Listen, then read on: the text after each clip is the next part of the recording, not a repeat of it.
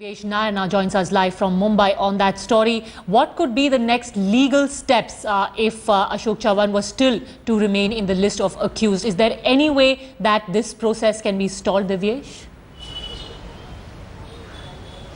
Well, see, it completely depends upon the opposition now, whether they can go to the court and say that they need a stay on this entire application that has been filed by the CBI. But yes, now that the CBI has put up an application stating that there could not be Ashok Chavan should not be made one of the accused in the case. This clearly gives an edge to Ashok Chavan on the fact that now his name would be cleared from the list. And importantly, if you remember, when the governor didn't give sanction to prosecute Ashok Chavan, at that point of time, members of other society did come up in support of Ashok Chavan, saying that he didn't do anything wrong and he should not be one of the accused. And they also claim the fact that even they are innocent. It is the government who has checked all the documents, and every document that has been submitted by the society to the government before the sanctioning of the plan has been checked and verified by various departments, and only after that the building has been constructed there. So clearly now even the members of the other society would be putting their support on the side of Ashok Chavan, saying that whatever decision that the CBI has been taking at this point of time seems to be completely right. Back to you, Padmaja.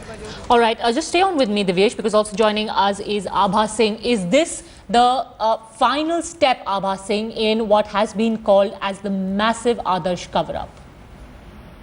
Of course, it is a big cover-up because the way CBI is dropping Ashok Chavan's name, because initially when the CBI had filed a charge sheet of 10,000 pages, in that Ashok Chavan has been charged for giving additional FSI to others in the quid pro quo for the 5 flats which are given to his relatives. And now all of a sudden when CBI comes up with this move of dropping his name, it shows that it is definitely a political cover-up because 2014 elections are there and Ashok Chavan is going to play an important role.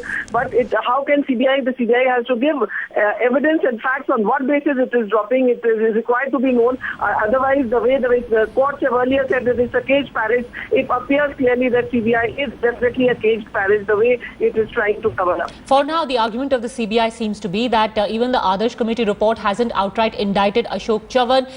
The indications, the report says, are that there was a quid pro quo, but also says that Ashok Chavan was not in the know of the favors that had been granted to his relatives, Abha Singh. That's the argument that the CBI has given.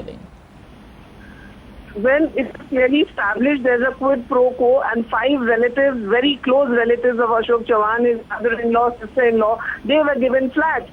Nobody can deny this fact. This is a great evidence, a fact which is there, and later on Ashok Chavan